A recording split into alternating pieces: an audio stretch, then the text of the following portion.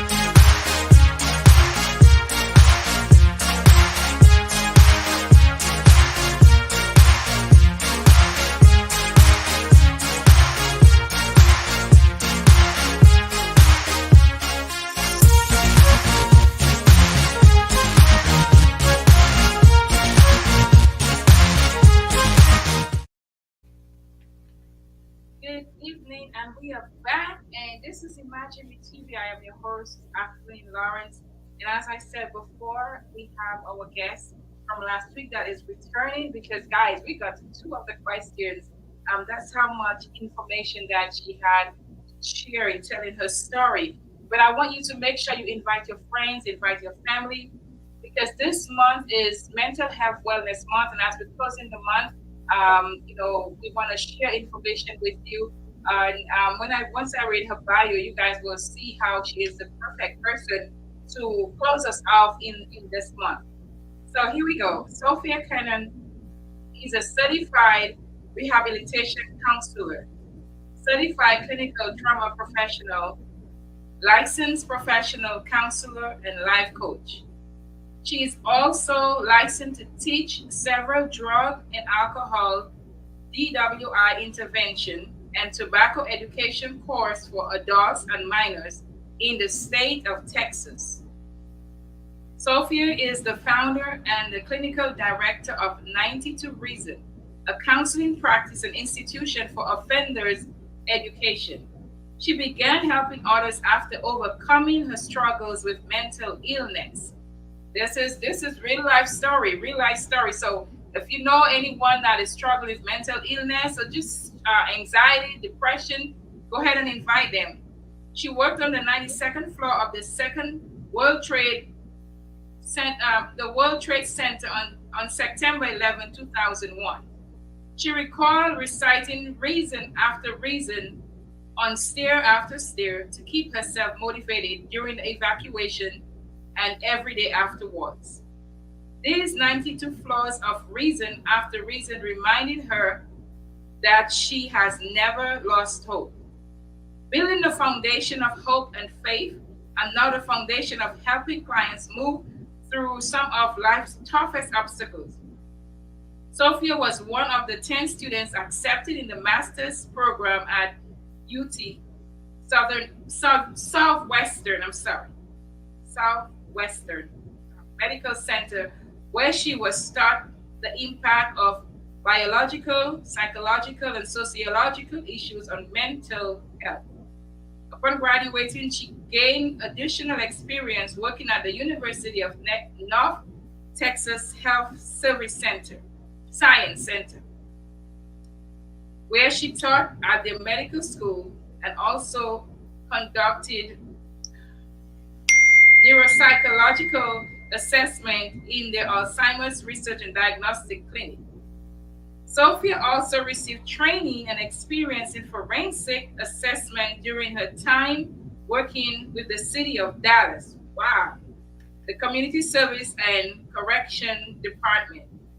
Sophia, who's also co-owner of a cafe with her sister, grew up among entrepreneurial influencers. As her family owned a grocery store and a bar throughout her childhood on the island of Trinidad. Yeah, a lot of our families and parents are business owners. She's currently enrolled in ministry education courses and learning how to apply her faith with her purpose. Wow. She is married with two boys, ages 20 and 2. She's family oriented, loves gardening, crafting, and a variety of do it yourself projects. Her favorite quote is, "Counseling isn't supposed to be forever. I can teach you about your obstacles so you are better equipped to live and enjoy your life to its fullest." Let us welcome Sophia to the screen right now. Welcome, welcome once again, my dear. It's such a pleasure to have you. How are you doing? I'm doing well, doing well. Thank you so much for having me again. It's my pleasure. When we have something good, or someone good, we have to share. Sometimes people have stuff and they just keep it to themselves. I'm not one of those people. If I have, whether it's money or food or whatever it is, and I can help someone, I will help them. And that today is information, because I know I speak with people after people, and it's just so many people are struggling. you Hmm. know, I had someone that was over 60, almost 70, and another one that was like 30. And this one lady, 60 something years old, she's still struggling with being abused when she was 5 years old. Then I have a 30-year-old that I spoke to, same thing. She's struggling. And they have gone on to have my older friend, she's have children and grandchildren. I was like, wow. And that's why we want to do this, because, and especially the Christian people, and these are Christian people that we're talking about. That's why we want to have this conversation in ways that we can help, other people. So we're just gonna jump right into the question, because last week we only got to like 2 or 3 questions. So, and we have like about 7, 8 more to go. Okay, so can you just give us a quick recap where we ended last week? You just talk about 9/11. Just give us a quick recap on that, and then we'll go to the next question. And I'm not sure if you had answered that one. How have you moved from there? So just a couple minutes just to go over it real quick and how you moved from there, so we can move into the next question. Um, yeah, so quick recap. I was 18 years old, 6.5 months pregnant, working at the World Trade Center for Aeon on the 92nd floor of the World Trade Center. Um, my family was in the vicinity also, so it wasn't just a traumatic event for myself, but it was a traumatic event for my entire family. So when you talk about moving on from that, um, I don't even know how he did it. I honestly have to place the grace of God, the same grace that helped get me out of that building. When we look back at it, I don't see how I was able to survive without the grace of God. And every day afterwards, it was my entire family figuring out how to move on, how to try and normalize things, but nothing was normal after that. Um, we spent a little bit of time in New York. I had my son, my first son, just a few short months after, in September 11th, had him in December. And we moved to Texas, um, March of 2003. I was still a little bit too scared to get on a flight to come to Dallas after my mom's company relocated our family. So we took the train all the way down, and the very first day we got to Texas, checked into the what was those extended stay hotels with the kitchen and everything, because we're still waiting for our house to finish going through the process of purchasing it. And that very first day, that was the day that they announced that the United States went to war with Iraq that day or Afghanistan.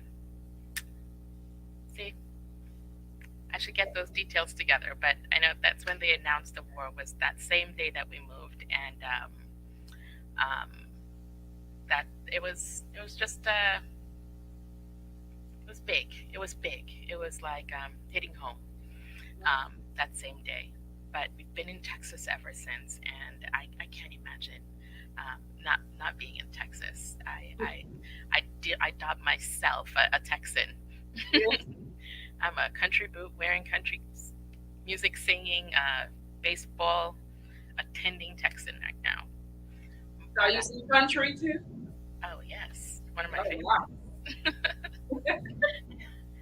I um, guess when I go up, they might have to go to some of those concerts then. yes. I concerts took a while for me to. I don't really do Oh, very well at concerts, but I did mhm. find a venue that was um, very good space. I have to ask my husband. He loves going to concerts, and we went to one that was a very good one for persons with PTSD and agoraphobia. I remember leaving them such Oh, a great review because it was designed so well. so then because of what happened, it was not going into like, was it like tall buildings or big buildings or? I didn't leave the house for about a year and a half. I remember my mom coming and saying that, because I was enrolled to go to school, to architecture school, and all these things. And my mom was like, Sophie, your dad and I were talking, and we're just really embarrassed because you were doing all these great things, and now you don't even leave the house. You just go to your doctor's appointments and come back and stay at home with your kid. Like, what are you doing? And I remember being so hurt. It's like, do you not understand what I'm going through? Do you not understand what just happened? Yeah, But they were also going through their own things, trying to process everything also, yeah, and normalizing it and just kind of pushing through it was how they dealt with it. And I was just afraid of everything at that point. but that must have been really tough because you survived 9/11, get out away from 92 step 92 is it, and then you had a baby because you were 6.5 months pregnant. So that means you had a baby like 3 4 months after that. My goodness, to have to deal with this, that's a baby. Wow, Listen, that baby saved my life. wow. Because on that day, I stopped and I stayed with a woman who couldn't make it anymore because she did it before in 1993. And if it wasn't for this couple who I saw who told me, they were like, run, keep going because you're pregnant. And that was the only reason they told me to keep going. But I would have stayed with her. I would have stayed with her. And I don't know her name. I But later that day, and I guess this is where some more of the story comes out. That night when I got home, we were watching the news, and it was New York One News, and they said if you know anybody who was in the towers, um, they would like to hear from us. So my sister actually called in and said, my sister was in the towers. They were like, well, would she speak with us? And I got on the phone, and they were listening to me in one room, and I was in the other room. And I did their interview, answered their questions, told them, where I was and what I saw. I don't even remember what I said. But afterwards, the news station called and they asked if it was okay if they gave my phone number to some people who were calling because they had family members who were in the tower that I was on, and they wanted to see if I knew them, et cetera, et cetera. And I was 18. I said, sure. If Oh, I could help someone, sure. And the phone started ringing off the hook. No, oh wow. the biggest thing I kept saying over, I had a view of the water battery park. Do you have a view of the city? If you had a view of the city, no, I'm sorry. Plus, I wasn't working there very long. I didn't know everybody. I was still a very reserved person, so it was a lot of no, no, until a little girl called, and she said, "Hey, I heard that you were in the Two World Trade Center. My grandma was in Two World Trade Center, and she was on the 110th floor. And did you see her?" And I'm like, "Is your mom not home? Like, not home with you? No. Is your dad in jail? Yes. Is your mom in? I think it was a rehabilitation for like drugs type of stuff. And do you have? I think I remember asking her. It's like, two siblings or so? And she's just like, yes. And like, she's not home. And it was pretty late. And I'm like, okay, I'm going to need you to hang up and call 911 and tell them that your grandma was in that building, and for you to, if that you guys are just home alone, if they can send somebody. And then call me back afterwards and let me know that you did that.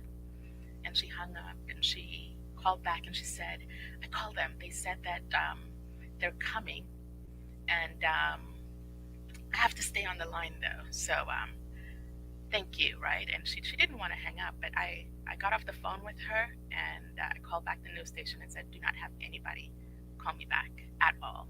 And I shut down. Wow. I have some regret, feeling like I could have, I should have stayed in contact. I should have at least write down her phone number. I should have checked in the next day. Right now, it's like I want to know what happened. I was 18. I, I want to adopt them. I want to do something. I want to do something. But in that moment, I shut down Yeah, because and I mean, you are 6.5 months pregnant. That is already stress. You just came through an ordeal. Even just, I was not even there. I was, my cousin was close by, but I was crying like the whole day. I didn't even know I was babysitting out of my call the person like, come and take your children. I just want to be with my son because my son I think was a year or something like that, and that's it. So imagine you going through all of that. Yeah, you did what was best for you and your baby. Wow. but if her grandma didn't make it home, and let's honestly say if she didn't make it home at 10 something that night, let's say she did not make it home, right? Hmm. Did that couple stay with her also? Hmm. Oh, Did all three of them not make it home? When wow. I asked them, because they told me to please go because I was pregnant, and like, well, you promise you're going to stay with her? Because I was going to stay with her. And they were like, yes, we're going to stay with her. Did Is that another two people? Because I already had all this guilt for my boss going back to check the floor for everybody else. Was that another two people who I asked to do something that I said I was going to do? And here I am. And And how long did you hold on to that guilt for? um, I think until last year. Wow. And we're gonna go in that. So we don't want to jump into this story. So Yeah. so the next question is, you became a counselor as we read in your beautiful bio. You love helping people. Did 9/11 play a part in your decision to serve in mental health, or is it a lifelong desire? 9/11 was the biggest part. We did speak about this one. I did answer that question because we talked about how my teachers wanted me to do Oh counseling. yes. I didn't want to do it really, but then I Okay. saw the 333 on the address. Oh yeah. The three there in bed. Okay. Yeah. Okay. So the next one, let's go to. We're just gonna jump into the because we know we're focusing on mental health and mental wellness, and one of the things that I went through it as well.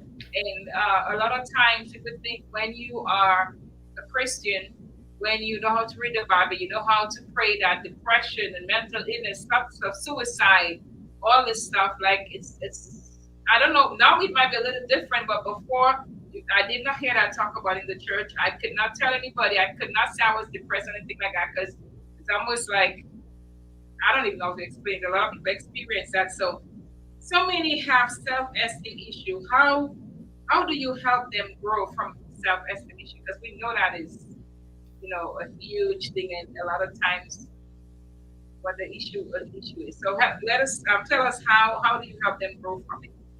So I didn't even know how big self-esteem was when I graduated, and I felt like I understood PTSD, bipolar, and all these things. And I said, that's what I'm struggling with. I want to work with the big guns. I want the PTSD people who are struggling with bipolar, schizophrenia. Like, give me some hard stuff. And while I was working with the hard stuff, I started realizing that the baseline for all the hard stuff is still depression and anxiety. So I had to start taking some more depression and anxiety clients. Then I started realizing the baseline for depression and anxiety is now self esteem. Wow. So self esteem is the core for depression and anxiety and all the hard stuff, all the big guns.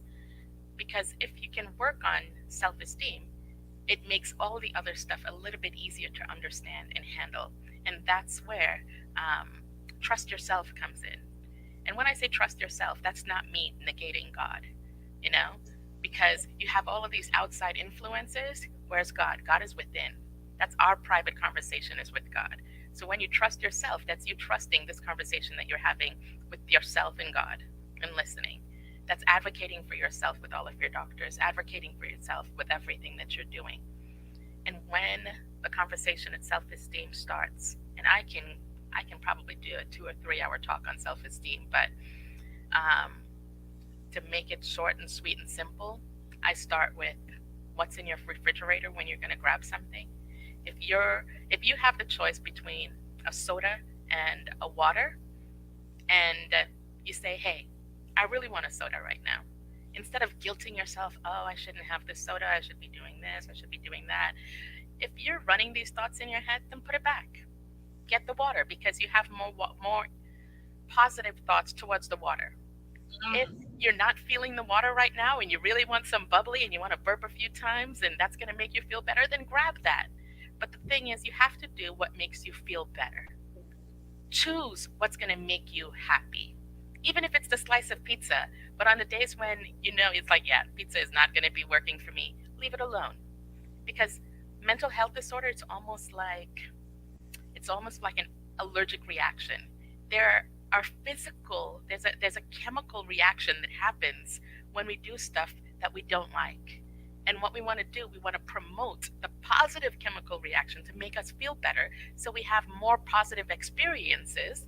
And when it comes to something as simple as choosing water or soda, when you start choosing something that makes you feel better and reinforcing those self esteem, reinforces those decisions that you're making, then it makes it a little bit easier when you have some big choices to make because now you're not stressed about, oh man, all of the little things are just piling up.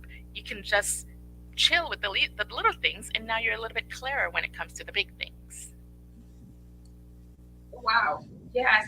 So while you're saying that, I'm thinking, okay, you talk about, like for me, I hike like that too, because I'll be like, okay, there's a Coke in the fridge and there's water. And I'm like, I have the Coke challenge and I'm not going to drink Coke anymore. And I'm like, you know what, if it's not there, most of I try not to have it there because if it's not there, I would ask for it, but I wouldn't leave and go and find it in the store. But if it's there, then I'll be like, you know what, maybe I should not put it out there. I'm like, you know what, I'm just going to drink the Coke and whatever happens, happens. But I Hmm. was just thinking, like maybe someone that might be listening, or again, while you're saying that, you know, it, my mind is going in different ways about what if, you know, I want to try to phrase the question right. Sometimes I will tell you, oh, it's not because it might not be good for you, but still, it makes you happy. How do you tell someone something like that, though? Something that might not, I don't know, it's according to who said it. That, that's not good for you, but, drinking it make me happy, or doing this make me happy. So, how do we make the balance in that? So there are two ways I can answer this question for you. And this is my experience. I am not a dietitian, so I can't give medical advice when it comes to these things. But when I was watching My 600-Pound Life, this guy was doing great until they took away, like, the one thing that meant the most to him was his lifesavers. And they got him down on food, they got him exercising, they got him to cut out almost everything. And the very last day, they said, okay, man, this is the last thing that we got to get out of your diet. We have to take away all of those lifesavers. He died the next day. He died the day after they took away the lifesavers. Those lifesavers just meant that much to him, Wow. right? Now, I don't know why he died, how he died. It could have been something else. But in my head, I'm like, you got to let people live sometimes. If he already cut everything else out, just let him live with the lifesavers. Add an extra 15 minutes of workout. Let him keep his lifesavers, right? Oh, So the thing is, when we make these decisions, right? If we're stressed, this is why stress eating can be really bad, right? Stress triggers adrenaline. Adrenaline has some cortisol that's in there. So it's when you're releasing cortisol in your system, um, and adrenaline, it stops your metabolism from processing because you're a little bit in fight or flight mode. But we're in 2022. We're not running from saber-toothed tigers, right? So when we have this little bit of adrenaline because of stress, it's cutting off our metabolism so we can focus on other things. We can focus on what's actually bothering us. So we're not processing the food that we're putting in our system. We're storing some of it for energy, and we don't need to store it for energy. We have access to food, most of us, right? So instead of stressing about, oh, I'm eating this pizza and I shouldn't be eating this pizza, you're making it worse because you're releasing some stuff that's keeping you from processing the food. Enjoy your pizza so you're not releasing the stuff so you can actually process the pizza and move on. oh, I wow. stopped being extremely depressed not so long ago. And this year, from January is when a lot of things started changing for me. I already lost 31 pounds and I haven't really been thinking about it. Wow. Wow. That makes sense. Because I know, like for me, there's things that I stress about I shouldn't eat because I don't want to put on weight. But I'm like, I don't even eat that much. Why am I still putting on weight? You know? And I look, wow, You're storing everything because when you're stressed, you're just blocking it from metabolizing. wow. It's been like last night I had this piece of cake and my client might be watching this dessert and I'm eating like a little bit. I was like, I know I shouldn't be eating this. I'm like, but it's so good. They're like, you know what? I'm gonna just put it back in the fridge. I'm sitting there like I really want to eat this stuff, and it makes me happy eating it. But I'm like, okay, if I eat it, then and then you know what? That really is true because I know that I will eat small pieces. I don't eat like snacks really a whole lot, and I was like, why is that? But each time I eat certain things, in my head, I'm fussing about it. I'm like, Yeah. but let's jump a little back to the self-esteem issue because that is something, like you said, that is pretty much maybe one of the major roots of the depression, mental illness, and stuff. In your opinion, how do you think it starts, or is it something that you think may happen in childhood, or does it happen just in a relationship? Does it get worse? How can people even recognize that they have self-esteem issues? Um, that is a great question, and there are a million ways to answer it. Yes, it's a little bit in childhood, growing up, and self esteem issues. We talk about breaking generational curses. And when Hmm. we talk about breaking generational curses, a lot of times we look at it as money or place or status. Yeah. But self esteem issues is at the core of generational dysfunction. If your mom grew up with self-esteem issues, how is she going to teach a daughter to, be absolutely proud? Now, it does happen, because sometimes what you lack is what you build in others, right? Yeah. A lot of times it doesn't. Sometimes if you don't know something, how are you supposed to teach somebody else what you already don't know? So, um, it is everywhere. Self-esteem, issues happen just in life. It can happen from anywhere, anything, any experience. Um,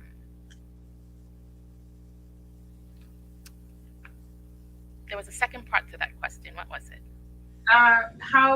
How can people recognize that they have a problem, with self-esteem? Because some might just be people.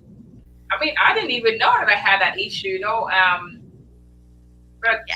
I'll give you a little bit of my story. But yeah, it's not always recognizable. People might say, no, I don't.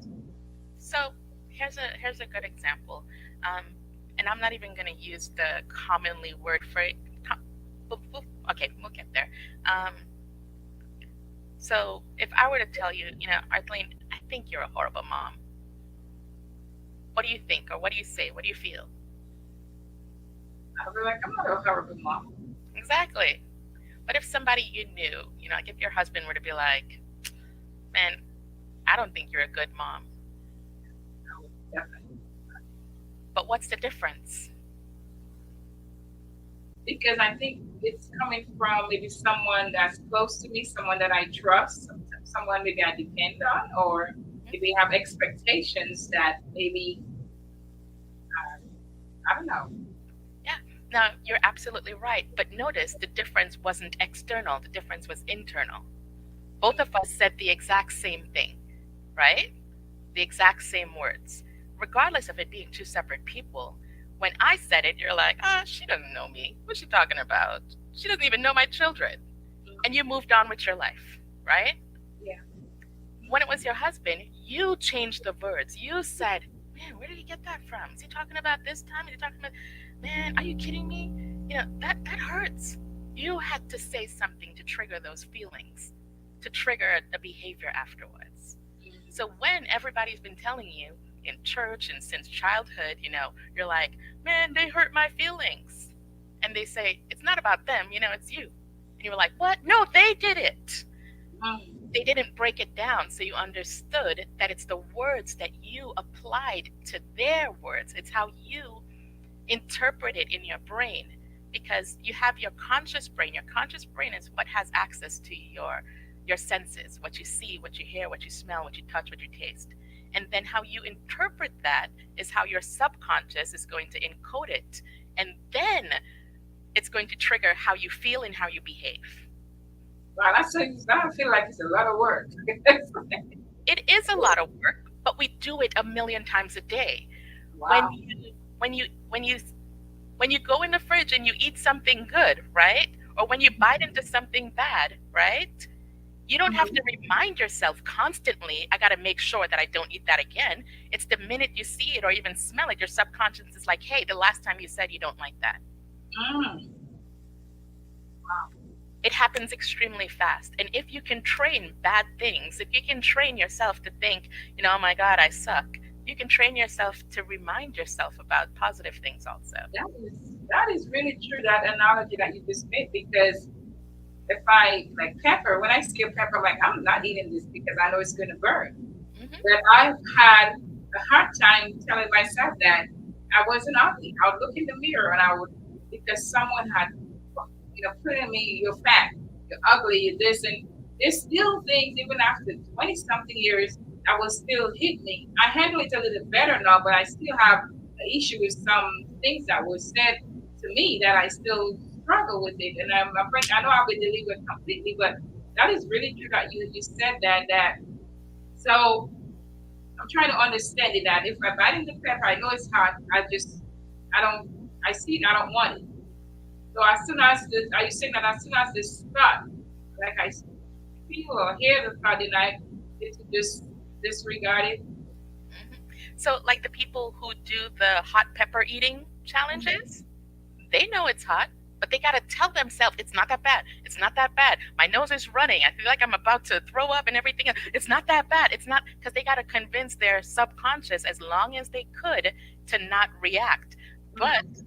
pepper has a chemical, and your subconscious is like, but I'm getting these other things that, so it's going to make your nose run. It's going to make your face get red, all this stuff.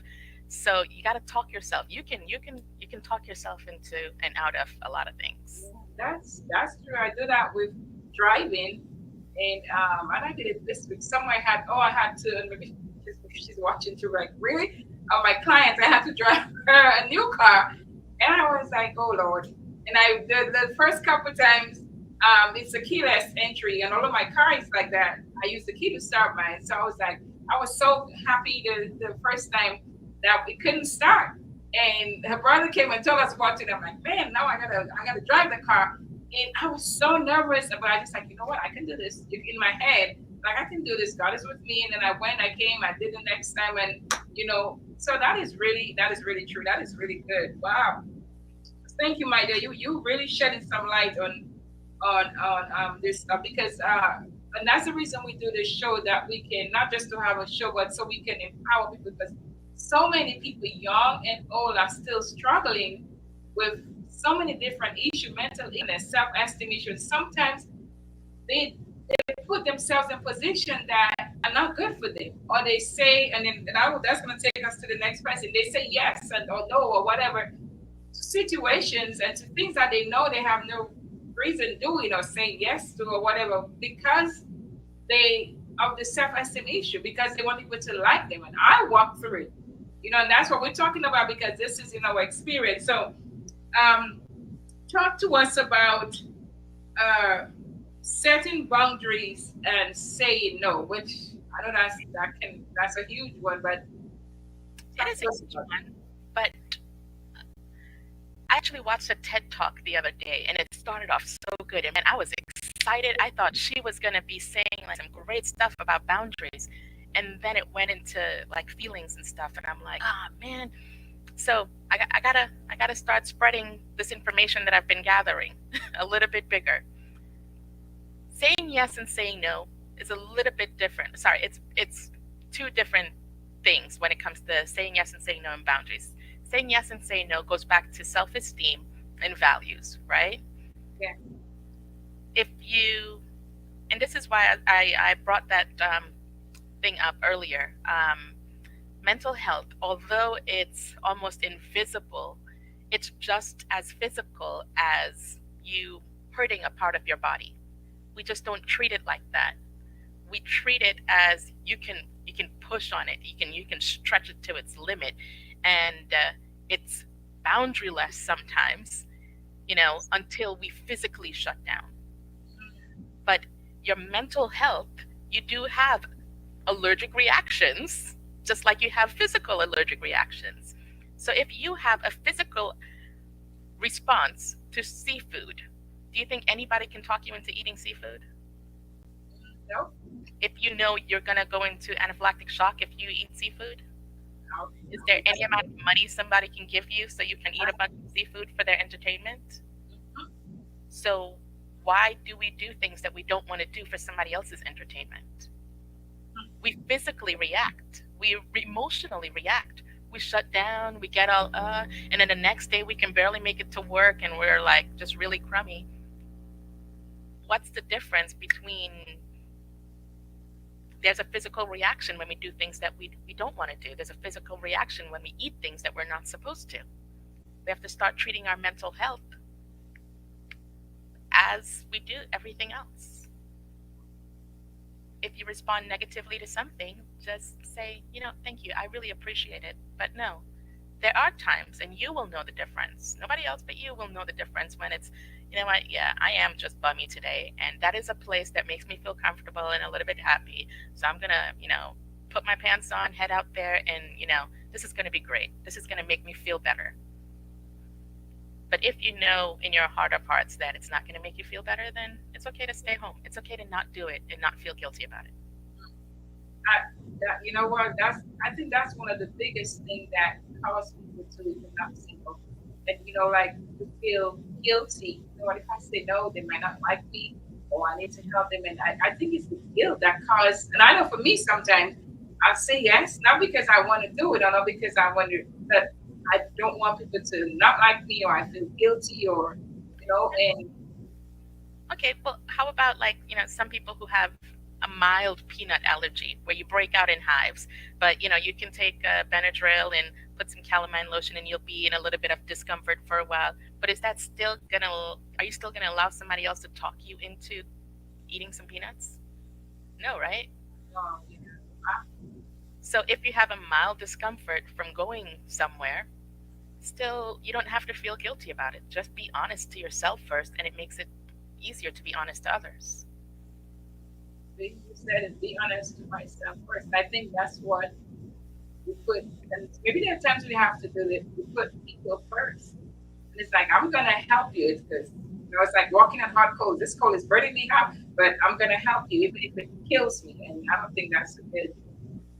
Well, that's a conversation I was having yesterday about humility. We try to be humble, and a lot of times we put ourselves in situations where, you know, we don't want to come across rude, and we want to respect others and their needs and their wishes and stuff. But at the end of the day, humility is not for others. Humility is for us. It's to remind us of where we came from and how we got here. And it's to reinforce our connection with God and to help us prepare for where we're going. But being assertive is not the absence of humility. Being assertive is the presence of humility and our direction, our purpose. And I guess in my as you said that I'm thinking, I was like, well, I wonder if we can teach the people we say no to respond better. But I'm thinking it's a two-way street because sometimes people may say no to us and we may not receive it. Well, so now I have to be okay with someone saying no to me and me not, because I don't like people say no to me either. But so it's like, what, whatever, I was okay. Like you So said earlier, when you started driving, it was uncomfortable, but then day by day it got easier. When you start this path, also respecting yourself and respecting others' boundaries and needs, then you'll see that it gets easier. wow, and you're right. We really have to take care of ourselves. And there's times you may need to make a sacrifice for someone. But if it's hurting you, and if you know it's something you cannot do, then it's okay. It's okay to say no. So thank you for that. Okay, what are some of the ways one can deal with day-to-day stress? Which pretty much you go to sleep, you stress, get up. What are some of the ways? Give us some ways that you can deal with that. Um, this is actually closer in line with boundary setting. Okay. Okay. Um, Preparedness. Preparedness is how you deal with that. Preparedness is how you deal with anxiety, also. It goes hand in hand. So, for instance, we all have some type of boundary when it comes to where we live, like a fence or some type of thing, right? And that fence is a line of demarcation. This is my property, stay away. But does that really keep people and things away? I've got bobcats walking on top of our fence at night sometimes. Wow. Yeah. If anything, if a man wants to come over, he can jump over, right? Yeah. So the next line of defense, we make sure all of our doors and our windows are locked, right? We might Mhm. have a security system.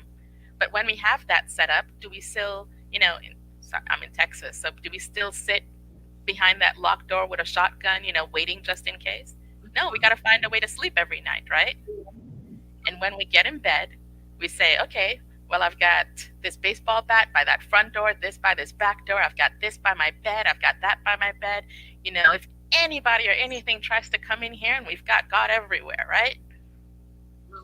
That's their fault if they try to break in here. So then I can lay my head, rest peacefully because I made my plan. I know what I'm going to do. I say my prayer as my last line of defense, and, because I did all the other stuff that I prepared. So I don't have to worry about it. I know exactly what I'm going to do, and I don't have to sit in anxiety. So I made my boundaries. And that boundary doesn't change unless a little something changes and you make a minor adjustment, right? When I go to a hotel or some other place, I have to prepare in the same way. I'm like, okay, I have this lock, that lock, and you check everything so it makes it easy for you to sleep at night.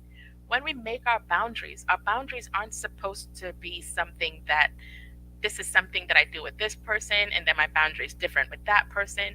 Our relationships aren't supposed to be these big drastic changes in relationships. It's not supposed to be my work relationship, my home relationship, my family relationship, my friends. That's exhausting. Mentally, it's exhausting. Physically, it's exhausting. You set some boundaries for yourself. Say, this is what I'm about. This is what makes me feel good. This is what makes me feel comfortable. This is what I won't do. This is what I won't allow anybody else to do. And then you go about your life. Wow. That's, that's very it's deep, and that's good practical advice. And it may, well, I mean, not confess, it may be tough or whatever. We have to love ourselves. And that's one of the, I think the last book that I just wrote, like the journal, it's about self love. And even while I was doing it, some of the simplest things that we can do to love ourselves and put ourselves first. Sometimes it make you feel like you're not supposed to put yourself first, but you don't put yourself first. Yeah. Yeah. So, good stuff. We're gonna have to take this question, and after that we will go on a break. We'll while our technician in the back gets one of the ads ready. This one, how do you, we're shifting a little bit. How do you keep faith when so many bad things are still happening? And if I must be honest, sometimes I struggle with that, with my faith. And yeah, so talk to us about that. Even as a counselor and as a Christian, whew, that's a big one. And I actually started writing a book on all the bad things that happened in my life. It's called Relive because I had to relive a whole bunch of stuff. Wow. Recycle because I had to learn how to recycle the bad things into the new things, Yeah. into new things. And repurpose is the repurposed life. So it's relive, recycle, repurpose. So when it comes to all of these bad things that has happened, I'm telling you, I had some screaming matches with God. Like, why are you making this happen? I couldn't talk to anybody else because I don't like being coddled that much, unless, it's a storm outside, give me some big hugs. But counseling and, being the, that was very frustrating for me. I'm like, I need to know what to do, when to do, how to do. I need some action things, to make me feel like I'm doing something. And I ended up just having a screaming match with God. And I learned how to listen. I learned how to pay attention. I learned how to go back and understand what was I supposed to learn that keeps happening in my life over and over. In order to make it stop, you got to learn something. So if you find that there's some similarities between things that are happening in your life and you're like, why can't I shake this? It's because we didn't stop to listen as yet. We Mm, didn't learn the lesson that we need to learn so we can go forward in our purpose. That means we're still in training. We're still the Padawans. We're learning how to be the Jedi still. wow. So, in order to get to the Jedi status, we have to pay attention. We have to listen. We have to learn from all of these experiences. And I'm still going through a myriad of things. And I'm like, okay, I'm not a Jedi yet. Working on it, working on it. But we have to learn. We have to be patient with ourselves. We have to love ourselves enough to not beat ourselves up in the process. And it's a big learning experience. It's the Yeah. biggest thing. We have to see it as a learning experience.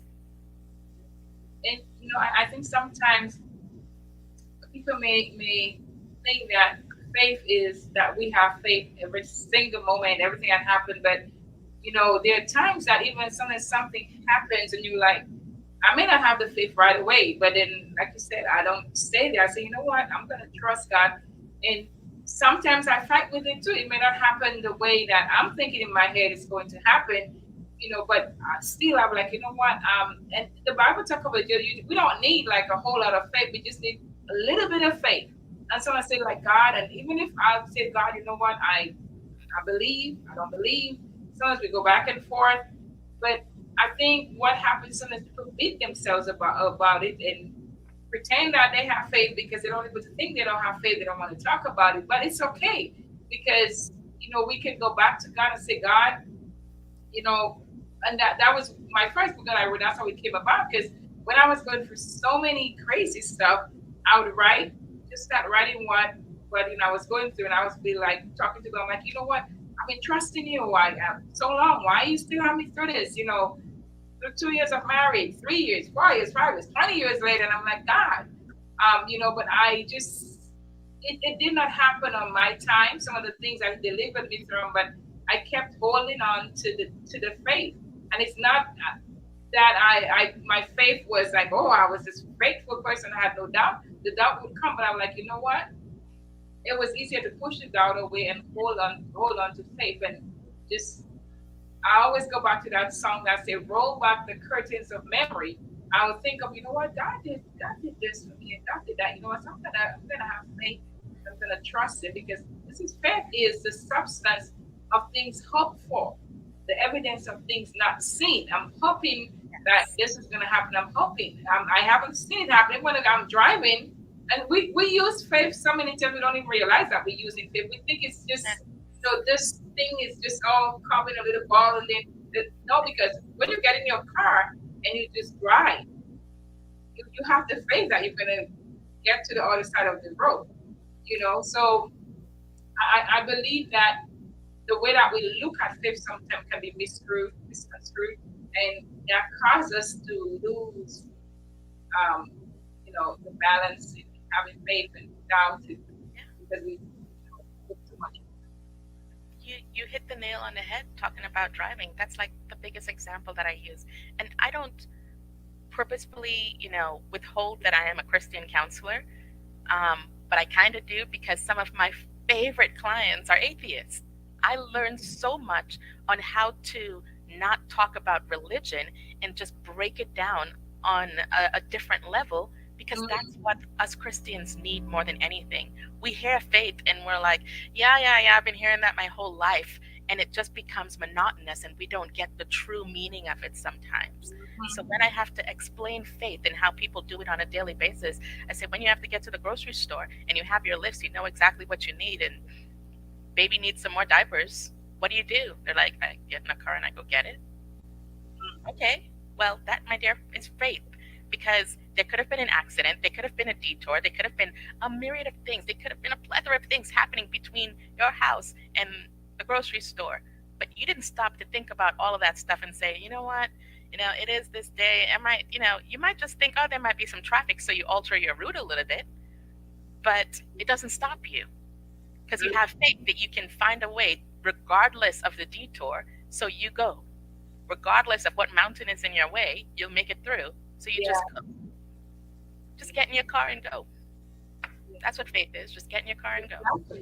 And that's what I'm hoping that someone that's listening today can see that because sometimes we hold ourselves back because it's like, no, I don't have faith for this, and then you don't even try. So it's a lot simpler than we make it more complicated. We live by faith. We literally do it all the time. Then we may not have figured that we don't believe for something, but I still believe in the back of our head. We believe. We ask God, and it's just all this thing. And I think maybe what it is because we want things now, and we want it to happen in our way that you know we don't get it. We're like, okay, I don't believe.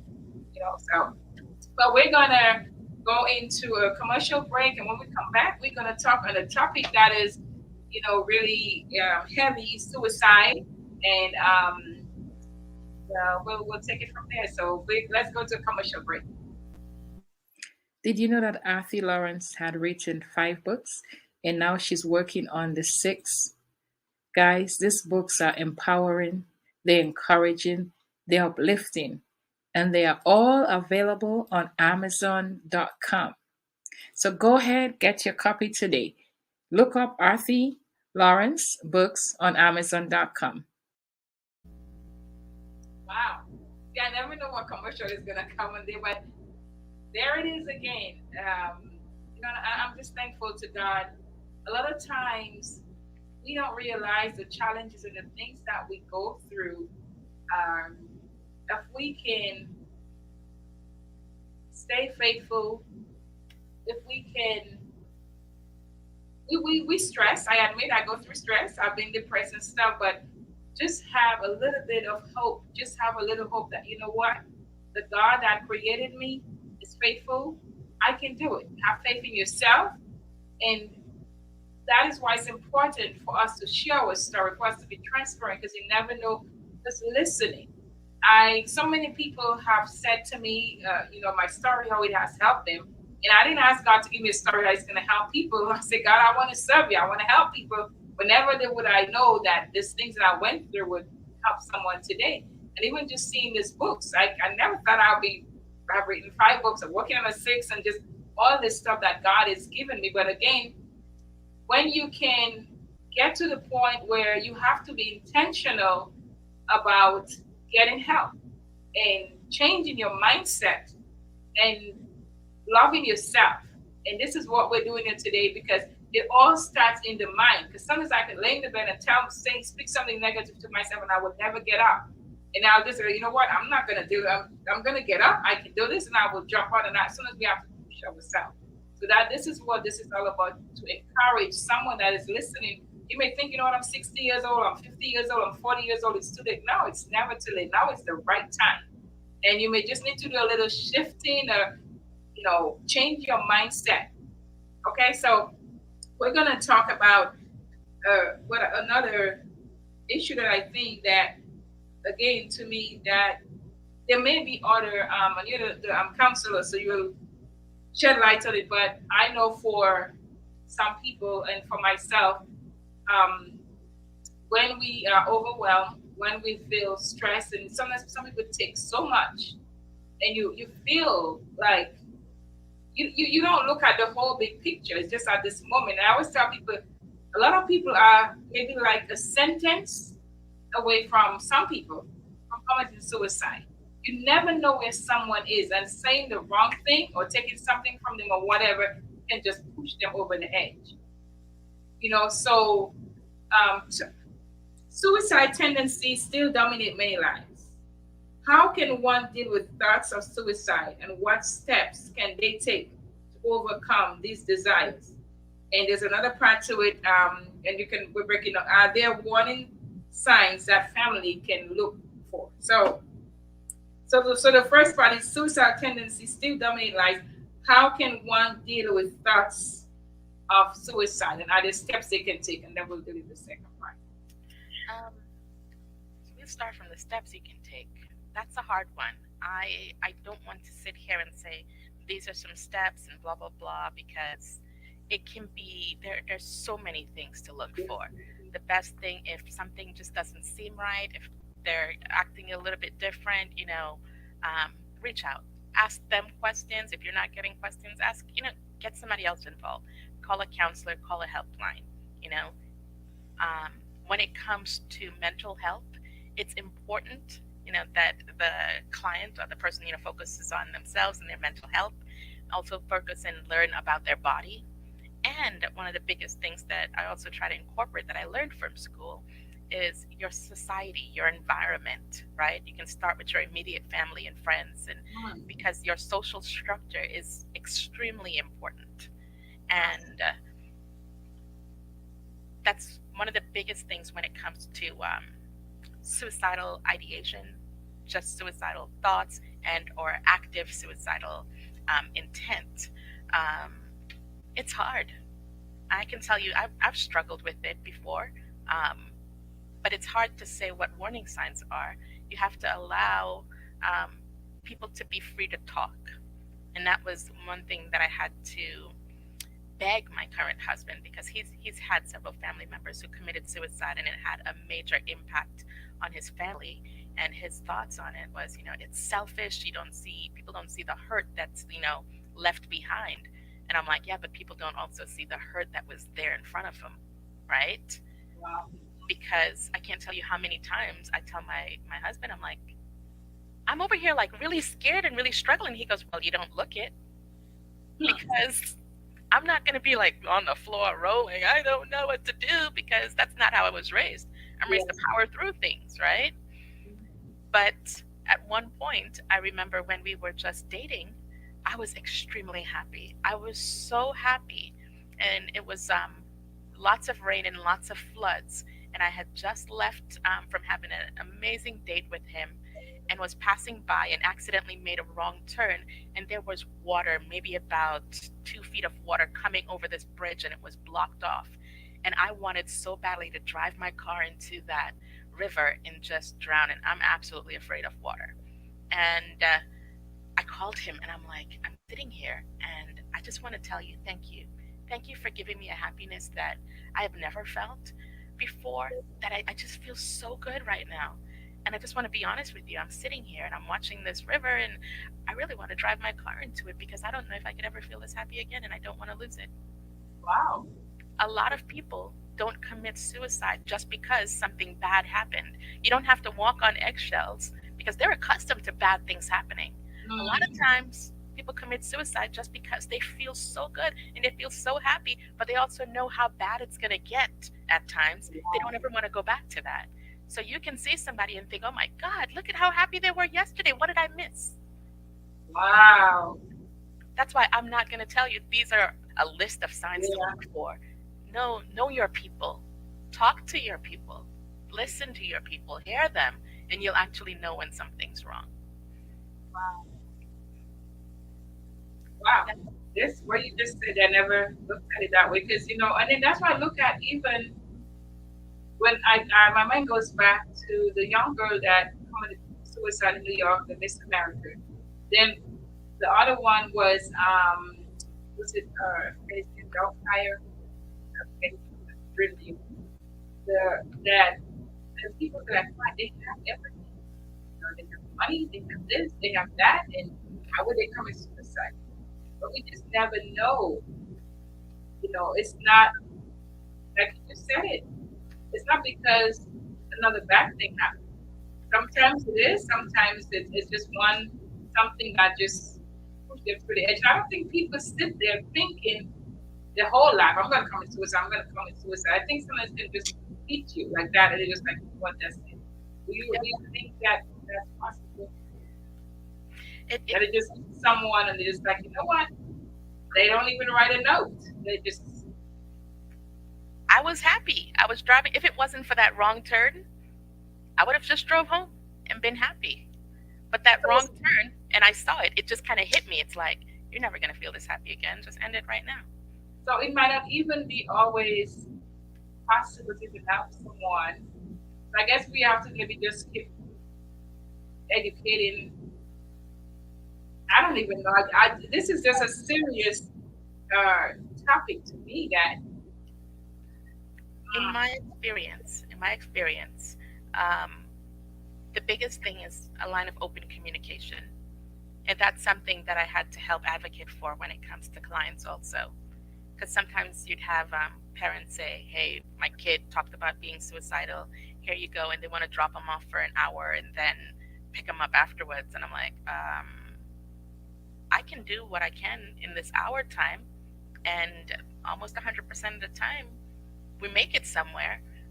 But when they leave here, it's still not guaranteed that what they learned in here is going to apply out there yeah, because a parent, a sibling, or somebody could say one thing that kind of unravels everything else.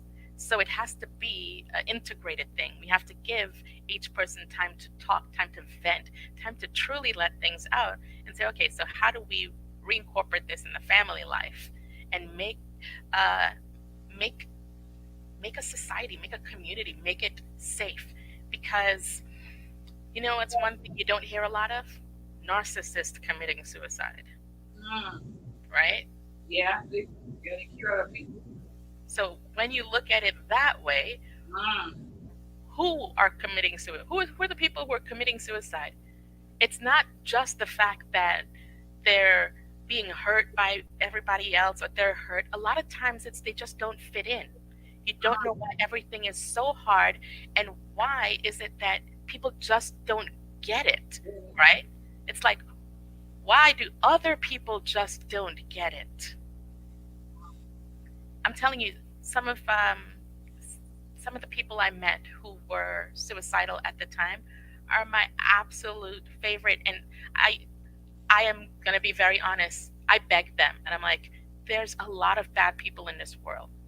We need good people with good hearts who are absolutely willing to completely remove themselves from this, worth to not be in so much pain because they see how much bad stuff is out there and they don't know how to make a difference by themselves. Like, if everybody who was so suicidal because they don't feel like they fit in, they don't feel like other people actually hear them, they don't know how they can change all of this negativity that they see, so they rather remove themselves. If they got together, imagine how much better that would be, so yeah, they can see that they can empower other people. They can build this world because guess who's multiplying? The people who don't care about other people because they don't care. They just go on. They've got the self-esteem and they're not even thinking twice about it. La la la la la. But the people who actually see everything, see people's hurt, understand that everything isn't good, that there is bad, but they just don't know how to change it. We need to I was find just ways thinking. to reach out to them. Yeah, Say that we hear you, we see you, we know a little bit of what that is. We know all of our struggles. Your suicidal thoughts and my suicidal thoughts came from two different places, but here we are, mm, stronger than we were back then. wow. It was almost like having an AA class, like for so that people that thought of that. That's a good idea.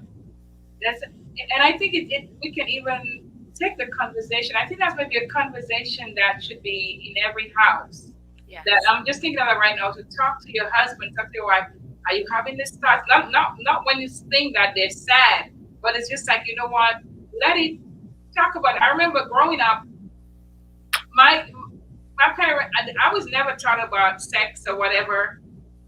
Sex education, nothing. I knew nothing about any of that. All I would hear was like, "Don't get pregnant." I didn't even know how you get pregnant. It was not a topic that was discussed, and like I discussed it with my son. I discussed it with my daughter. I talked to them about condoms. I talk about whatever, because I'm not gonna tell them, well, just don't have sex because you'll die and go to hell. I educated them that the way that I know that's right. Um, and I think if we can incorporate conversation, you're not going to sit every day and talk about suicide, but talk to your loved ones, the people in your home about it, and say, you know what, let's just stop. Because if even in talking like that, something may come out. You may feel like they're joking or stuff like that, but you just never know. What do you think about that idea? That's a great idea.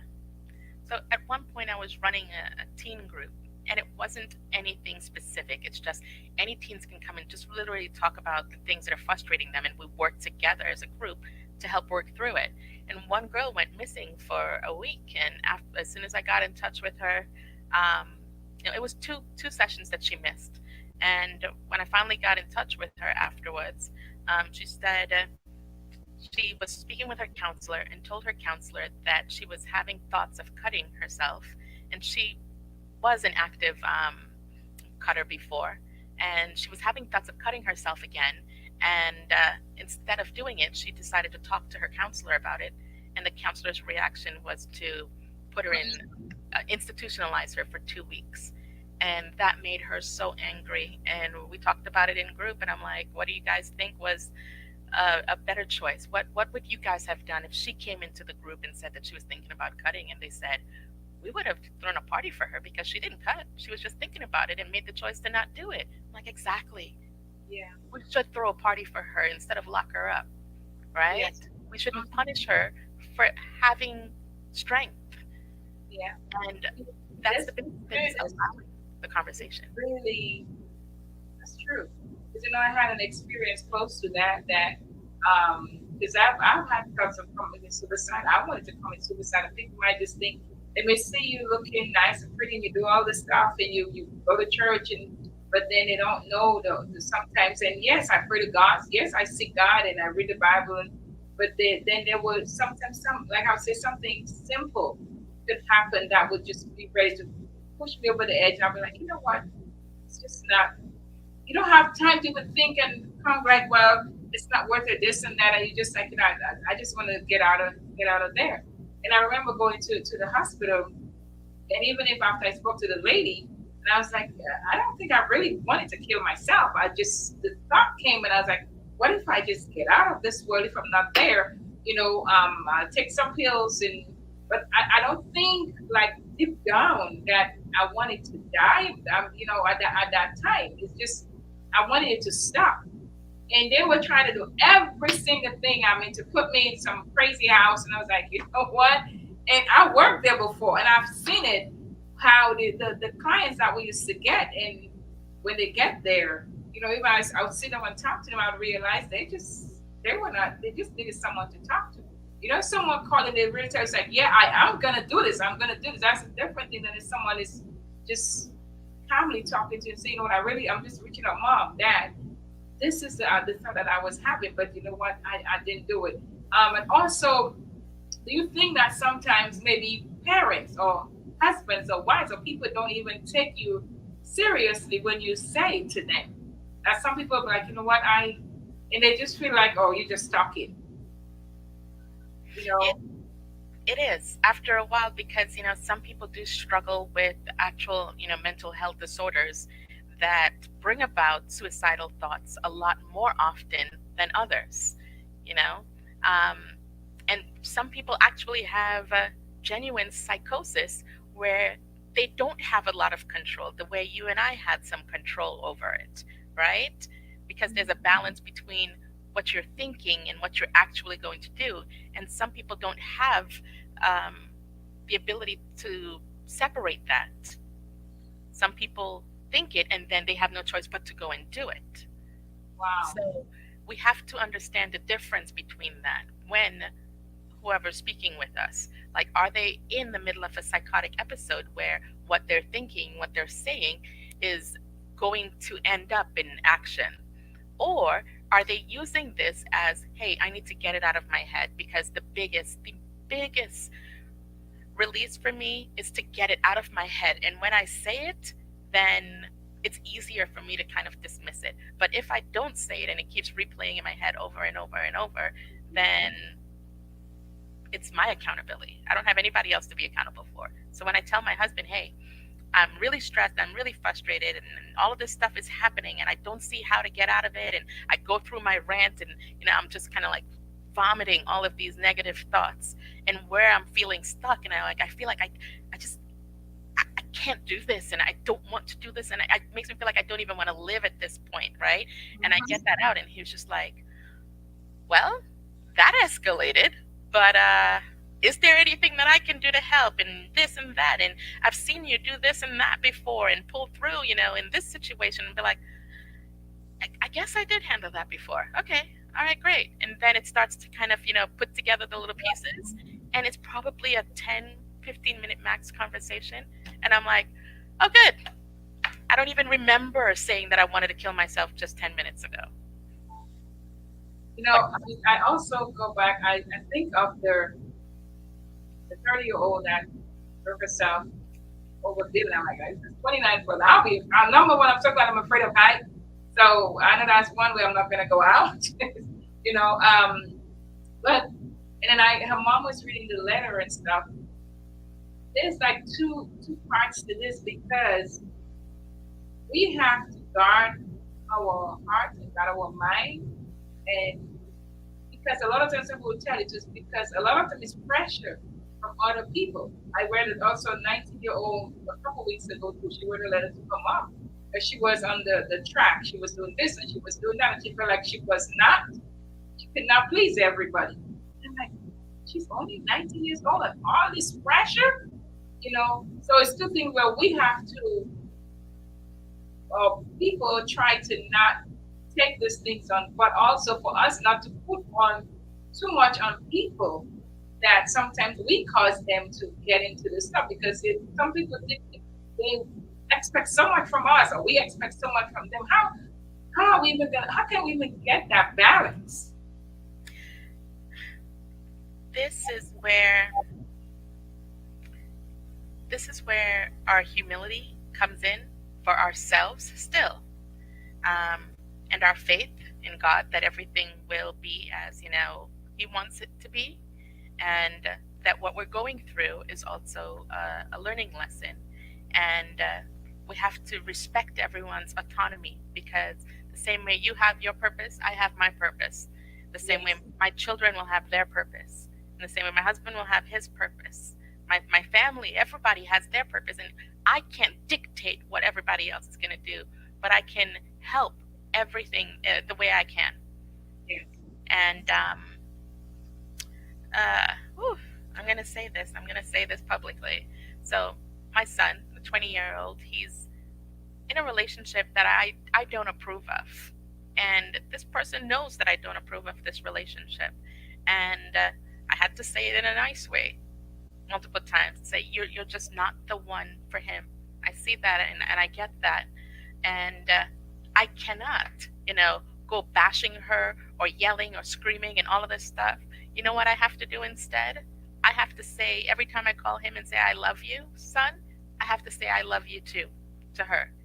And it's not just for her. It's not for her, but it's for me. Mm, Because if I were to walk around with the stress of my son's still in this relationship, my son's still in this relationship, my son's still doing, that's a lot of pain for me to walk around with. Because there's so many things that happened that if I didn't put love in front of it first, I would be crying every night. I wow. have to call her and let her know I love you because you are seeing my son more often than I'm seeing him right now. So I need my love to transition to you so you can continue Yeah. to protect him the same way I would protect him. Because if I Yes. don't give you love, you don't have the love to protect him the way I would. And the scripture says it so, with loving kindness, we draw them. Loving kindness, we draw them. That is really good. Wow. We We have to trust ourselves. keep love in front of you. Keep love in Yes. front of you. That's the biggest That's protection. tough, but I guess if it's necessary, then we're gonna have to. Woo, It's how we show God, right?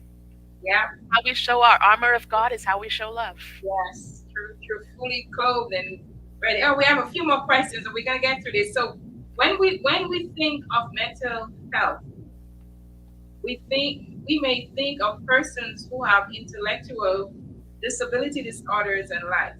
How widespread are mental health challenges, and is this a disease or illness that is just limited to a few? Because even when I worked at a well, I shouldn't say the name of where I worked, but when I worked at a certain hospital, and clients would come, and sometimes the cops would bring some of them for us, and they were doing drugs, and they were, the needles and all kind of stuff, and they looked what. And then one day there was this some of them, it's because certain they do drugs or whatever, or they just maybe threaten suicide or oh. Well, there was one guy that told me that he got when he came to the hospital, he got better food and he had a place to sleep. So he know that if he wait like a week or whatever and call and threaten, they will bring him back there. So he keep coming back. So some of them really, they were not. They had issues, but then this one guy, he came, and then I was at the nurses station. That's when I was still in training at nursing school, and he was like, nurse, and I just saw such and such there, and I'm like, no, you didn't, you know, and it was a high profile person, twice, two different ones, because I actually helped one of them, and I was like, that's impossible, and then as things start changing, as I kept working there, and the people I would see coming there, it wasn't just people that had no money or that. I was like, wow, and a lot of people don't realize how widespread it is. So talk to us on that a bit. So, intellectual disabilities. Um, I guess the best way I can describe it is like the autism spectrum disorder. Now, you don't look at any two people who are on the autism spectrum as, oh, they have the same thing. When you approach someone who's on the spectrum, it's, hey, what are your strengths and what are your boundaries and, how do I approach you as a person, right? Fair? Yeah. Why don't we do that to everyone? Mm. What are your strengths? What are your weaknesses? What are your boundaries? So I can address you as you, because we are all on some type of spectrum. Yeah. We all have, strengths and weaknesses. We all have, if we put ourselves on a spectrum of intellectual disability, we're all on there somewhere. I can't cross the street. I can't tell you how many New York City sub buses I almost got hit by. There are things that I am amazing at and things that you're like, what? What do you mean you can't do that? Just cross the street. It's basic, Wow. So we have to respect ourselves and respect each other the same way we do people on the spectrum, on the autism spectrum. Wow. That is, and I was talking about like how widespread it is, and it's not just a few people, right? Not just the people that you least expect. It's everyone. It's everyone. There's no respect. It's absolutely everyone. That's why we put a lot of pressure and a lot of status on superstars, and that's why a lot of them crumble. That's why a lot of them commit suicide in private, because we disconnect them from everybody else. Wow. Yeah. Yeah. And we also do the same thing with impoverished communities. We disconnect them from everybody else. Stay out of the hood. Don't go over there. And We talk about food deserts, you know? A lot of the Mm-hmm. impoverished communities end up becoming a food desert where you're buying McDonald's more often than this because the groceries than real vegetables because the grocery store is too far and it doesn't have enough, buses and everything else or accessible um, transportation to make sure you get a lot of these things. Your food, what is it called? The food stamps or government the cards. Snap, the snap, yeah. Those a lot of times, provide certain access to certain foods that aren't necessarily the absolute healthiest, right? Yeah. So we're pushing people away when it comes to these things. So when it comes to intellectual disability, you reach people where they are. You can't expect, just because they're running this big corporation doesn't mean that they're immune to stress or suicidal thoughts or anything like that. They're going to come home and have a hard time because they had to put a lot of energy into that. So now they're trying to transition into something else. Wow. And this is where boundaries again are important because they have boundaries at work and what are the boundaries at home because they have to switch it up because now they're expected to be different at home. And that's exhausting, mentally taxing.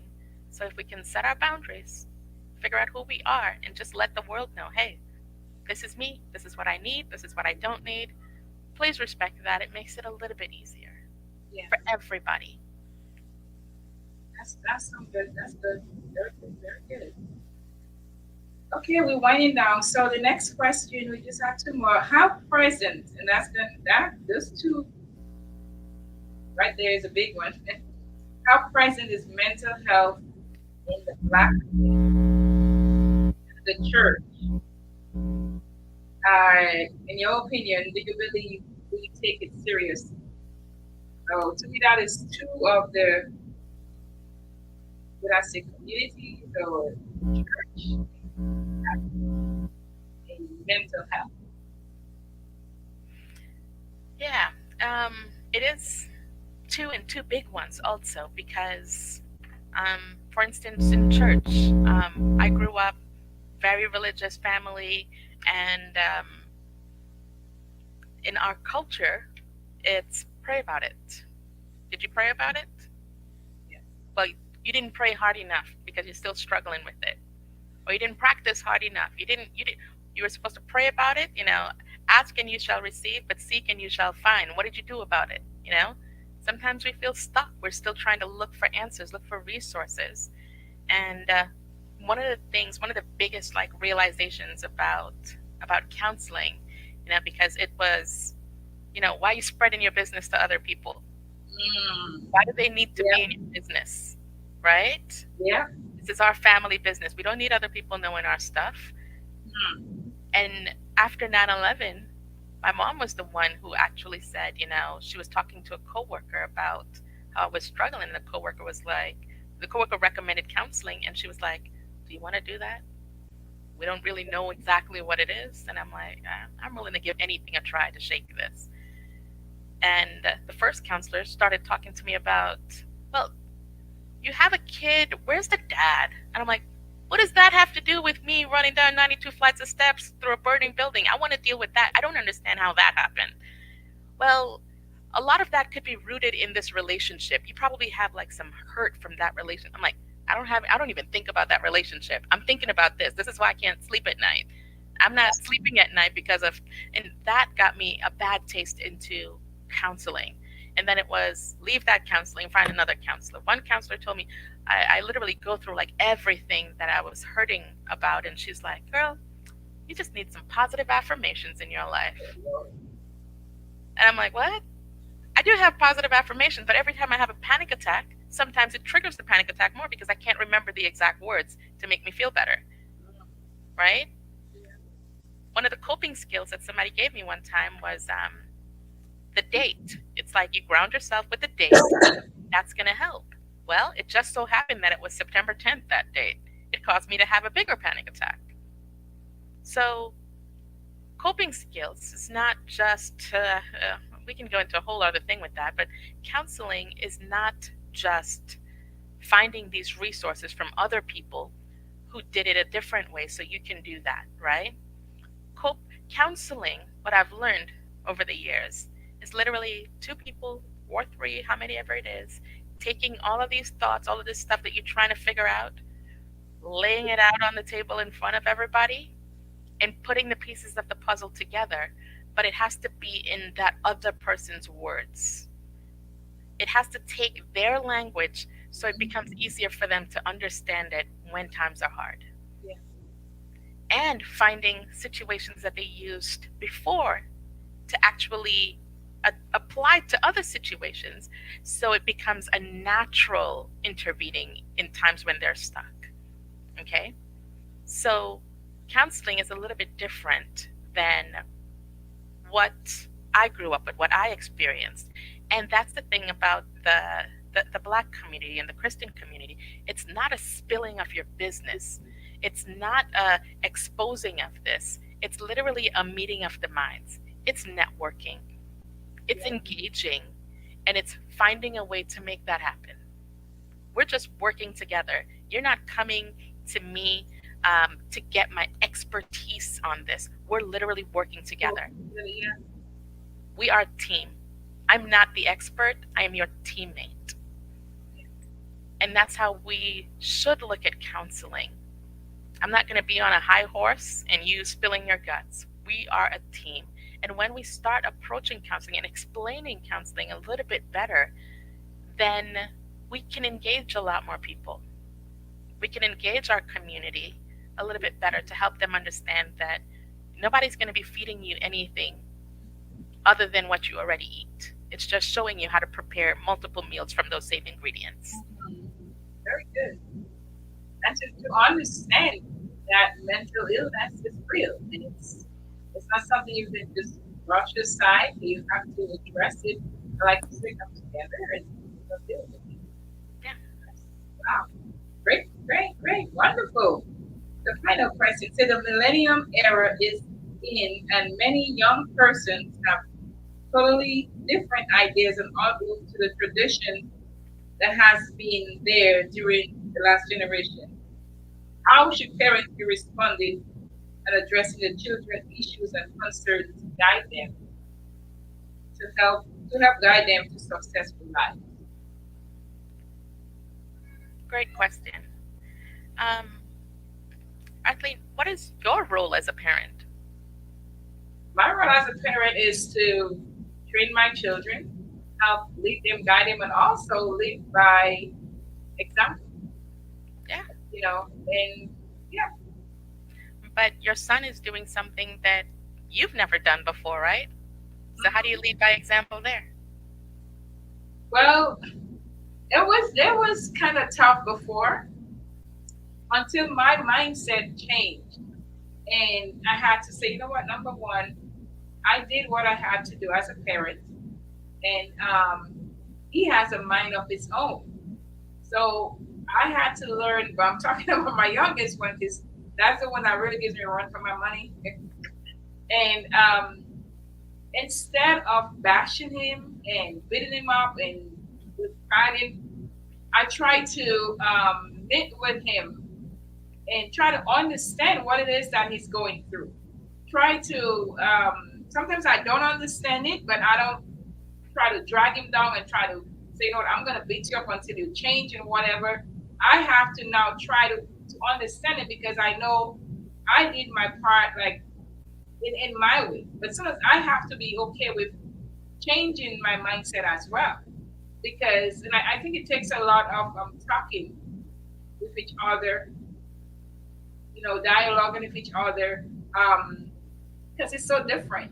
And I look back at even when the way I was raised to, and it was I did a lot of things out of fear, not because I did not want to do it, or not because I think it was the right and wrong. It's just like I didn't want to disappoint my mom, or I didn't want to do this, and then I suffered. My kids are not like that. My kids do what they have to do, and sometimes I think I'm more hurt by what they do than them. So I'm there for them, and like you said, it's It's not something. There's things that he do that I didn't teach them. That was like way from it. I have to learn to talk with him and let him share. And it might be different for every person. Now, one thing that I love, is the saying that our children are a gift from God. And even though we all acknowledge that, God gave us this gift, right? And we're here to take care of this gift. But we feel like, well, you're a part of me, so I'm going to make sure that I structure you and I guide you, and this is what you're going to do, this is how you're going to do it. And if you're doing something else, then, it's the wrath of Sophie coming down all of a sudden. But I learned from, and you're absolutely right about the fear thing. I grew up with a lot of fear, like, you need to do this, and God is watching everything that you're doing. And there's eyes behind your backs and everything, He sees everything. There was a lot of fear. And you know what I did? I did the opposite of everything I was told to do because I wanted to see. I was that doubting Thomas. I needed to see, I needed to understand. And when I had my son, and I started to see that he is his own person, and I started to understand that gift, I couldn't manipulate him to do anything that I wanted him to do. That's what. He had to do what he needed to do. Yeah. And in order to make sure that he did it and he was safe, I had to understand restraints. I had to understand how to teach him. And I was in school when he was in elementary school. So if he would tell me, Mom, I don't want to go to school today, I'm like, okay, well, I'm home today. So yeah, you can stay home. Yep, I did that too. Please, we can hang out. And he started skipping school a lot. I would write every note that he needed. And after a while, he started noticing that he would have to skip lunch and sit at a table to make up all of the work that he had to make up and not hang out with his friends at lunch. So he was like, Mom, I can't stay home today. I'm like, I didn't ask you to stay home. It's like, I need to make up all of my work because I don't like not having lunch and da da da da. And he was so stressed from not keeping his routine and doing the things that he wanted to do that he made that decision for himself. Did I ever have to worry about him skipping school in high school? No, because he made that decision for himself. When he started seventh grade, I told him sixth grade, seventh grade, eighth grade, those are years that, you can have bad grades or whatever. But when it comes to high school, that stays on your permanent record going into college. So you want to make sure that you get any bad grades out in sixth grade, seventh grade, and eighth grade. And that's when he had to learn how to manage his networking schedule, all of his friends, baseball, football, girlfriend, or whatever he was, starting to get into, and make sure his grades stayed A's and B's. He got his first C, and they asked him to sit out from football, and he said it was the most embarrassing thing that ever happened to him in his life, and he never wanted that to happen again. And I told him, I said, you're doing a great job managing this and learning all of this responsibility, but the tail end of it was if he didn't do well by the end of eighth grade, because he had sixth, seventh, and eighth, then I come in and I manage his schedule for the entire high school to make sure it doesn't get ruined. And he did it himself before eighth grade, managed everything. And then I was hurt because his entire high school career, he never came to me for any help. And I was helping him with everything, homework, questions, math. He knew how to call other people to practice, and he would put together his study teams, and I was no longer needed, and I was hurt. But then I realized I did my job, which was giving him space to grow, space to learn how to reach out and not feel trapped, not feel alone. Yes. And even though I wasn't, I was a big part of that. I didn't have to be doing the physical work, but I had to remind myself that I was a big part of that. And our jobs as parents, what we have to do with the gift that we're given from God is to remember that there's autonomy within all of us. We have our purpose, they have their purpose. Like you said, we are to guide them and to support them. We are to respect them, Yes. and we are to provide safety and protection for them. But otherwise, they are their own people. Yes. That's how we get them to grow in Christ and find what they need to do and how they're going to impact the world and everybody in it. Yes. Because we have a different job. Yes. And that is so true because I'm thinking of I we cannot just go based on like just being an example alone because like for me, I had three kids and it was three different children. And even if there was the foundation that I taught them, my daughter, my oldest was very low key, that he tried a few things and then it's like, you know what, I think I want to go that way. My daughter and the last one was just completely different.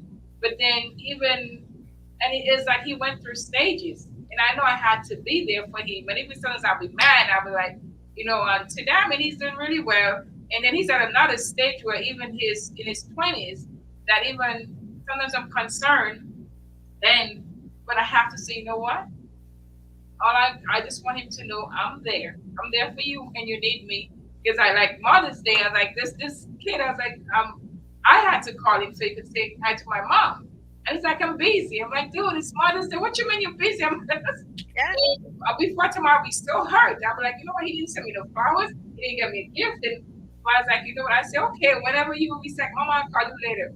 He never called. I just left him alone. I was like, I thank God for that deliverance because I'll be like so upset. But I realized that when I have done, as mothers, we always want to do the best. And when something goes wrong, we think it's our fault. We think like, you know what, maybe if I had done this. If you know in your heart, there are mothers out there that I see so how they treat their children, what they do, they need help. But then if you know in your heart that, you know what, I did the best for this kids from the time they were little, I trained them, I helped them, I just let them do their own whatever they wanted. When they seem to depart, and again, the problem is we may think like, well, they depart and what they're doing, we think they're doing wrong or whatever. I don't think that's even really the point. They're doing wrong according to us. That's what we think.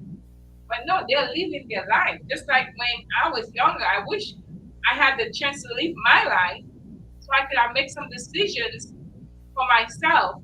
That way I didn't have to be so scared that I made even worse decisions. So it really is we do our part. Like, it's a gift. We have that gift. And when time comes that you have to release that gift because it's not yours forever. So so that's pretty much motherhood is something. But our time has really come and gone, so I'm gonna let you. Oh, whoa, it's 9:41. Yeah, So before we go, there is one thing I want to teach. That's why I'm in my comfy clothes today. yes, go ahead. So today, Pastor Connor, I'm at Word of Truth Family Church in Arlington, and he's been doing a series on emotional prosperity. And he does a great job at helping people understand mental health issues also. So that's another thing you guys could always pull up that series on Word of Truth Family Church in Arlington. They have it everything on YouTube. Um, One thing he was talking about today is letting go of stress, and that's one thing we spoke about here: letting go of stress.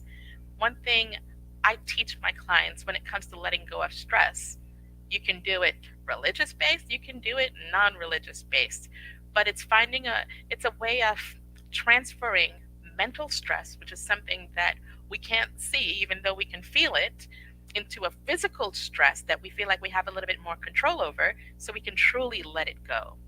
So the way we do that, literally by holding your hands as high up as you can, just stretching, making it as tight and just reaching. And it's almost like you think about everything that you're stressed about and you're pushing it as high as you could. And you're like, God, listen, I got to take care of all these bills. I got to take care of these kids, make sure all these things are, taken care of. We've got the cafe. I want to make sure that the cafe stays staffed and everybody is, functioning well and that they have, good health, good strength, and they're able to do their job. And you take every stress that my parents are doing well and they able to shake all of their illnesses, that, my grandfather and my grandmother and my great aunts and all of my aunts and uncles and cousins, like everybody's going through something, my husband, all of these things that he's going through physically, and literally push it and leave it all up there as Yeah, high as you can, and literally hold your hands up until you can't hold it anymore. You know what you're going to have to do eventually? Let it go. And when you let it go, you let it go. yeah. And the thing about letting it go, it feels so good when Yeah, you it felt good to just drop my hands yeah, down. leave all of your stress up there and just let it go. And then Yes, you're going to pick it back up. You're going to pick back up one thing. You're like, okay, well, now I got to actually go and pay those bills. And you knock it out. But when you find yourself with lots of thoughts in your head and you're like, I got to do this, I got to do that, you know what? Push it all up and hold on to just one that you have to do right then. And you know the others, when it's time to pick up just one again, you pick up just one and you deal with that yes. one. When it clutters again, you do the same thing. Hold it Awesome. all up and let it go. Very good. That's good. Very good. Thank you for that. Wow. Well, I pray that our everyone did learn something. I know I learned a lot. And, in closing, just go ahead and, you can give us your information how people can reach you, but also for someone that's listening, we talk about different things. Just give a word of encouragement or empowerment. The stage is yours. Tell people who you are, how they can reach you or whatever. And the platform is yours now. Again, I am Sophia Cannon. 92 reasons. I had 92 reasons over and over to keep making it out of the 92nd floor of Two World Trade Center. So you can find me at www.92reasons.com. Reach out to me. I love questions. I'm putting together a platform called Hiya Sophia. Ask me a question so I can help get answers. That's why I loved. We went over time. Thank you so much for being patient with that. But it's so great to actually help, to tell people all of the stuff that I've gathered. I spent 20 years, this year will be 21 years, learning how to heal myself after what happened on September 11th. And I had to learn from my voice. And that's what I do in counseling. I help you learn from your voice, from your experience, from your understanding of life to make it easier and more natural of a process when you're moving forward. So if this resonates with you, give me a call. Give me a call and let's make it happen. Let's make it happen where you can live your best life and no longer be struggling with mental health stress or everyday stress. I feel so free from last year, and I think we all should be able to feel free. We all Yes. Awesome. That is true. I was just hanging out with you in the Hamptons, and it was just, we did it right away, and just the joy. It's not just on camera, but in person, and even going through what you've been through. So I really appreciate you, my sister, and I want to say thank you. I am glad we have these shows because then I'm like, I'm already thinking, now I have something I can go back to and listen to it again. Because then when you're talking, you might not get everything, but I really appreciate you and thank you very much. And thank your husband and your family for, um, allowing you, allowing you to be part of I this, just, share stuff. he's babysitting our kid, so I can do this. Excuse me. So thank you very much, and I can't wait. I know that there's more stuff that we're going to do together. So, is there anything else you want to say, or are you good? Thank you. Thank you. And buy Arthleen's book. I have it out on the coffee table. I was supposed to bring it in here to show you that I also did purchase that self esteem workbook from her. It is a great book. Buy her book, and she'll also let you know when mine is finished. Yes. Oh, yes. Yes. Yes. I actually want my client. She got one of the books. Well, I think she was at the store. She bought three of them because I have all five of them there. And then she called me. She's like, "I'm reading the book," and she might have read the book in one day. That's one of the other one, the one that talks about my life, the struggles that I went through. But then I know that it closed with, "I am qualified and approved by God." That's what we want to encourage people that, once we will go through things and we go through challenges, but once God, we have to look for a qualification and approval from God, not from men, because they're still looking for qualifications and approval. So my sister, thank you very much. And I know there's some projects and stuff we're going to be doing together. We'll talk to the audience about that later on. But thank you very much. You did an awesome job. And I just want to let you know that I appreciate you. Guys, and for those of you that spend an hour and a half or 2 hours with us, we just want to say thank you. And you guys know that it's good information. So please go ahead and share it with your friends and families that they don't have to be struggling. or you don't know if they're struggling, but go ahead and share because you just don't know. They may know someone that needs it. So this is Imagine Me TV. If you have a story that you want to share that you know that can help the public, please reach out to us because we're always looking for guests for the show. See, my sister's all the way in Texas. I'm in Georgia, and then we have the show going. So God bless you. Make it a wonderful week. And remember what the analogy that you show us when all the pressures and things come, put your hands up, bring it up, and push it as high as you can. If you hold your hands up there for long enough, realize you have to drop it. So thank you. This is Imagine Me TV. I want to thank my husband for helping and everybody that has sows into our ministry. We have some amazing things coming up. Don't forget my organization, Restore to Empower. We have a project that we're working on, and that's our school, and we'll get more information about that. So God bless you. Have a wonderful week. Did you know that Arthur Lawrence had written 5 books and now she's working on the sixth? Guys, these books are empowering, they're encouraging, they're uplifting, and they are all available on Amazon.com. So go ahead, get your copy today. Look up Arthur Lawrence books on Amazon.com.